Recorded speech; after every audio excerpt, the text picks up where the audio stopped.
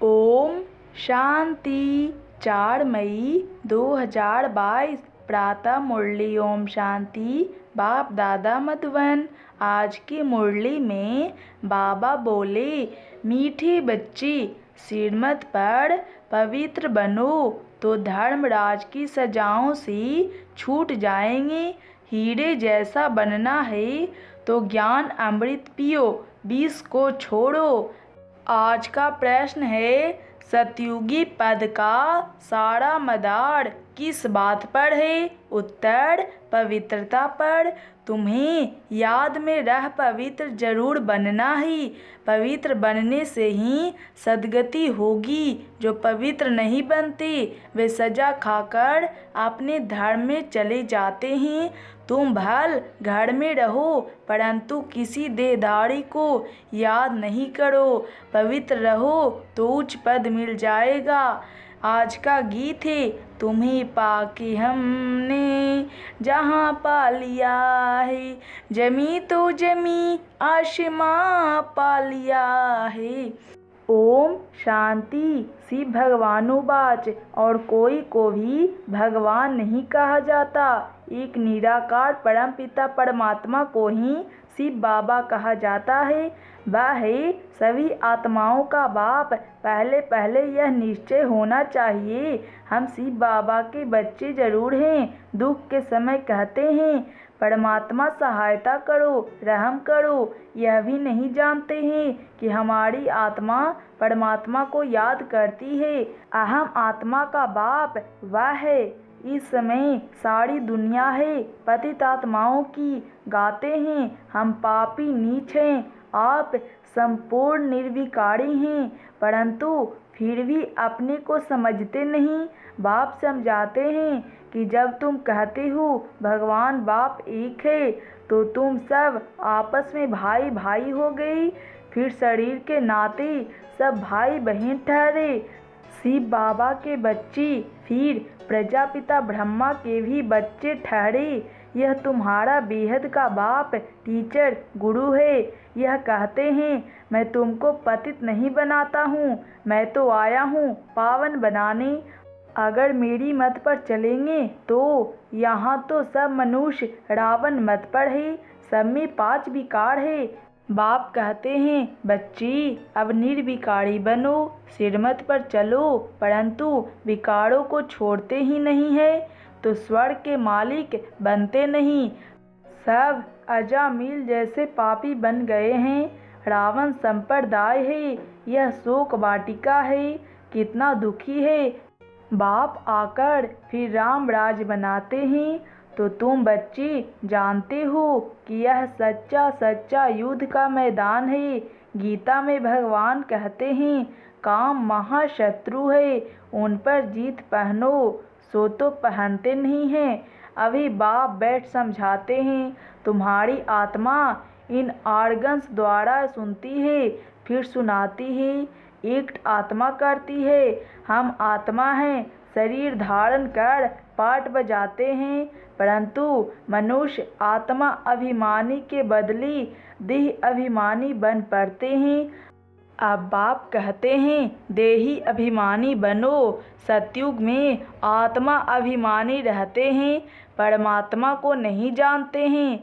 यहाँ तुम देह अभिमानी हो और परमात्मा को भी नहीं जानते हो, इसलिए तुम्हारी ऐसी दुर्गति हो गई है। दुर्गति को भी समझते नहीं। जिनके पास धन बहुत है वह तो समझते हैं हम स्वर्ग में बैठे हैं। बाप कहते हैं, यह सब गरीब बन जाते हैं क्योंकि विनाश होना है।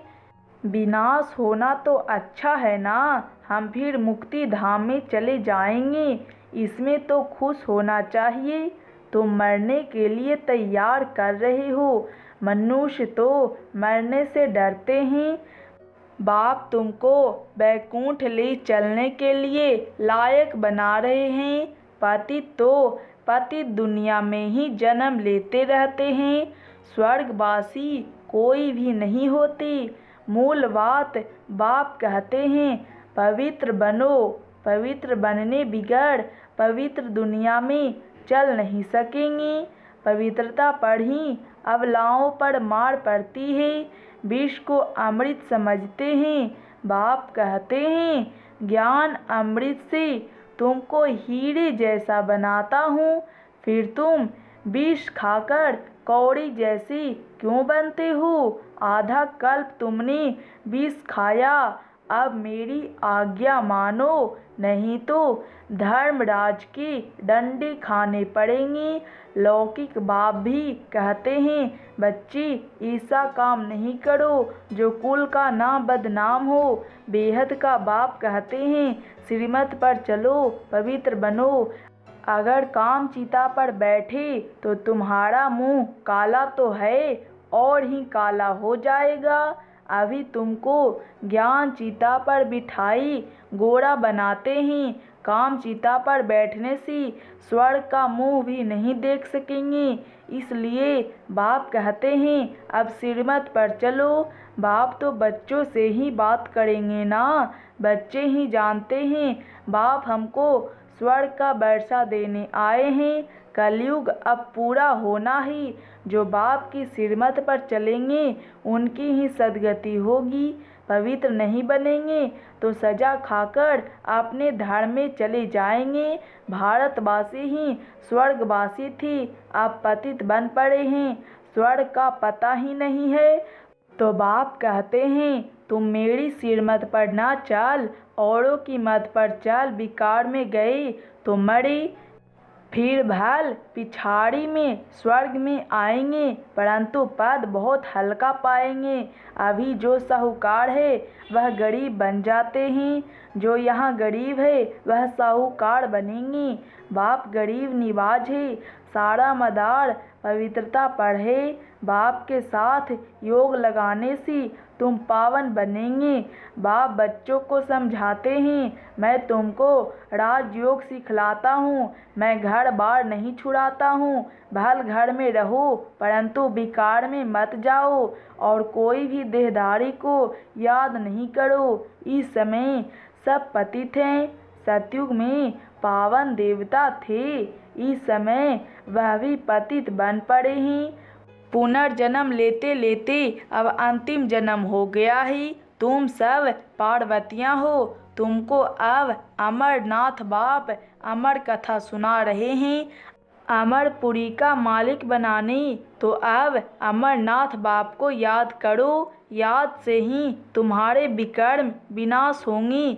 बाकी शिव शंकर व पार्वती कोई पहाड़ों पर नहीं बैठे हैं, यह सब भक्ति मार के धक्के हैं। आधा कल्प बहुत धक्के खाए हैं। अब बाबा कहते हैं मैं तुमको स्वर्ग में ले जाऊंगा। सतयुग में सुख ही सुख है, न धक्के खाते न गिरते। मुख्य बात है ही पवित्र रहने की। यहाँ जब बहुत अत्याचार करते हैं तो पाप का घड़ा भर जाता है और विनाश होता है। अब एक जन्म पवित्र बनो तो पवित्र दुनिया के मालिक बन जाएंगे। अब जो श्रीमत पर चले, अगर कल पहले श्रीमत पर नहीं चले हैं तो अभी भी नहीं चलेंगे, न पद पाएंगे। एक बाप की तुम बच्ची हो, तुम तो आपस में भाई बहन हो गए, परंतु बाप का बनकर अगर गिरे तो और भी रसातल में चले जाएंगे और ही पाप आत्मा बन जाएंगे। यह है ईश्वरीय गवर्नमेंट। अगर मेरी मत पर पवित्र नहीं बने तो धर्मराज द्वारा बहुत कड़ी सजा खानी पड़ेगी।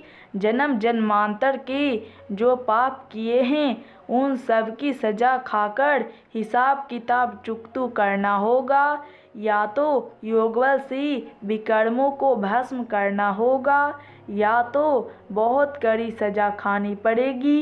कितने ढेर ब्रह्मा कुमार और कुमारियां हैं, सब पवित्र रहते हैं, भारत को स्वर्ग बनाते हैं। तुम हो शिव शक्ति पांडव सेना, गोप गोपियाँ इसमें दोनों आ जाते हैं। भगवान तुमको पढ़ाते हैं, लक्ष्मी नारायण को भगवती भगवान कहते हैं। उन्हों को जरूर भगवान ने ही वर्षा दिया होगा। भगवान ही आकर तुमको देवता बनाते हैं। सतयुग में यथा राजा रानी तथा प्रजा रहते हैं, सब श्रेष्ठाचारी थी। अब रावण राज्य है। अगर राम राज्य में चलना है तो पवित्र बनो और राम की मत पर चलो। रावण की मत से तो तुम्हारी दुर्गति होती है। गाया हुआ भी है, किनकी दबी रहेगी धूल में, सोना आदि जमीन में दीवारों में छिपाते हैं। अचानक मरेंगे तो सब कुछ वहाँ ही रह जाएगा। विनाश तो होना ही है। अर्थक्वेक आदि जब होती है तो चोर लोग भी बहुत निकल पड़ते हैं। अब धनी बाप आया है तुमको अपना बनाकर विश्व का मालिक बनाने। आजकल वानप्रस्था अवस्था में भी विकार बिगड़ रह नहीं सकती, बिल्कुल ही तमो प्रधान हो गए हैं। बाप को पहचानते ही नहीं। बाप कहते हैं मैं पवित्र बनाने आया हूँ, अगर विकार में जाएंगी तो बड़ी कड़ी सजा खानी पड़ेगी। मैं पवित्र बनाई पवित्र दुनिया स्थापन करने आया हूँ, तुम फिर पतित बन विघ्न डालते हो। स्वर्ग की रचना करने में बाधा डालते हो तो बहुत कड़ी सजा खानी पड़ेगी। मैं आया हूँ तुमको स्वर्गवासी बनाने के लिए। अगर विकार नहीं छोड़ेंगी तो धर्मराज द्वारा बहुत मारे जाएंगे, बहुत त्राही त्राही करनी पड़ेगी। यह इंद्र सभा है, कहानी है ना, वहाँ ज्ञान परियां थी, किसी पतित को ले आई तो उनका वाइब्रेशन आता था। यहाँ सभा में किसी पतित को नहीं बिठाया जाता है। पवित्रता की प्रतिज्ञा करने बिगड़ बिठाया नहीं जाता, नहीं तो फिर ले आने वाले पर भी दोष पड़ जाता है। बाप तो जानते हैं फिर भी ले आते हैं तो शिक्षा दी जाती है। शिव बाबा को याद करने से आत्मा शुद्ध हो जाती है, वायुमंडल में साइलेंस हो जाती है। बाप ही बैठ परिचय देते हैं कि मैं तुम्हारा बाप हूँ। 5000 वर्ष पहले मुआफिक तुमको मनुष्य देवता बनाने आया हूँ। बेहद के बाप से बेहद सुख का वर्षा लेना है। अच्छा, मीठे मीठे से किल्धे बच्चों प्रति माता पिता बाप दादा का याद प्यार और गुड मॉर्निंग। रूहानी बाप की रूहानी बच्चों को नमस्ते। हम रूहानी बच्चों की रूहानी बाप को नमस्ते नमस्ते नमस्ते जी। ओम शांति। धारणा के लिए मुख्य सार। पहला, योग बल द्वारा विकर्मों के सब हिसाब किताब चुकतू कर आत्मा को शुद्ध और वायुमंडल को शांत बनाना ही। दूसरा, बाप की श्रीमत पर संपूर्ण पावन बनने की प्रतिज्ञा करनी ही। विकारों के बस होकर स्वर्ग की रचना में विघ्न रूप नहीं बनना ही। वरदान, मन बुद्धि की स्वच्छता द्वारा यथार्थ निर्णय करने वाली सफलता संपन्न भव। किसी भी कार्य में सफलता तब प्राप्त होती है जब समय पर बुद्धि अर्थात निर्णय देती है, लेकिन निर्णय शक्ति काम तब करती है जब मन बुद्धि स्वच्छ हो, कोई भी कीचड़ा ना हो। इसलिए योग अग्नि द्वारा कीचड़े को खत्म कर बुद्धि को स्वच्छ बनाओ। किसी भी प्रकार की कमजोरी यह गंदगी है, जरा सा व्यर्थ संकल्प भी कीचड़ा है। जब यह कीचड़ा समाप्त हो तब बेफिक्र रहेंगे और स्वच्छ बुद्धि होने से हर कार्य में सफलता प्राप्त होगी। स्लोगन, सदा श्रेष्ठ और शुद्ध संकल्प इमर्ज रही तो व्यर्थ स्वतः मर्ज हो जाएंगे। और अब सुनते हैं मातेश्वरी जी के मधुर महावाक्य को। इस कलयुगी संसार को असार संसार क्यों कहते हैं? क्योंकि इस दुनिया में कोई सार नहीं है। माना कोई भी वस्तु में वह ताकत अथवा सुख शांति पवित्रता नहीं है।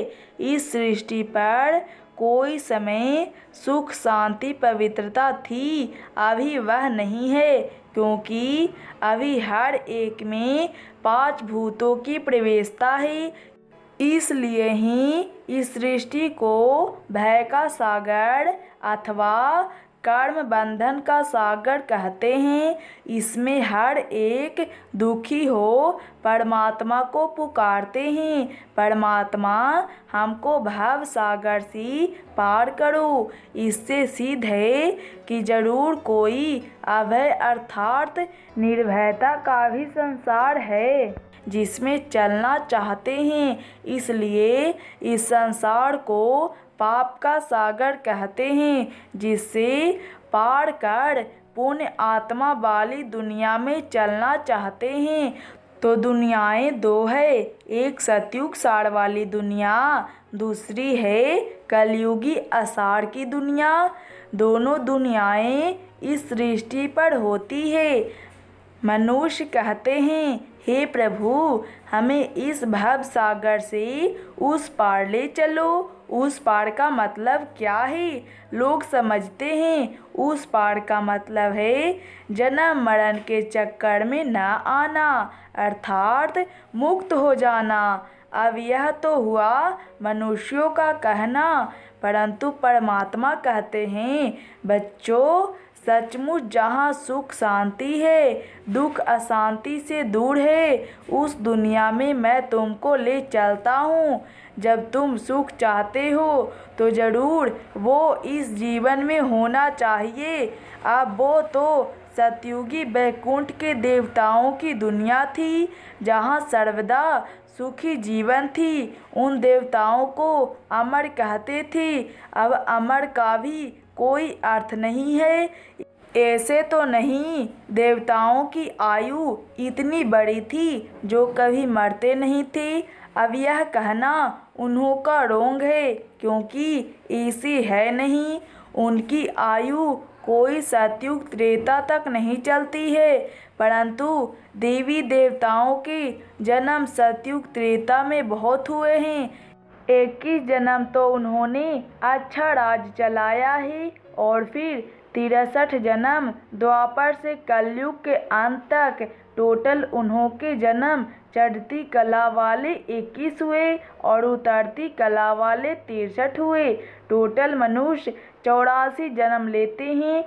बाकी यह जो मनुष्य समझते हैं कि मनुष्य 84 लाख योनियां भोगते हैं, यह कहना भूल है। अगर मनुष्य अपनी योनि में सुख दुख दोनों पार्ट भोग सकते हैं, तो फिर जानवर योनि में भोगने की जरूरत ही क्या है? बाकी टोटल सृष्टि पर जानवर पशु पक्षी आदि 84 लाख योनियां हो सकती है, क्योंकि अनेक किस्म की पैदाइश है। लेकिन मनुष्य योनि में ही अपना पाप पुण्य भोग रहे हैं, और जानवर अपनी योनियों में भोग रहे हैं। न मनुष्य जानवर की योनि लेता और न जानवर मनुष्य योनि में आता।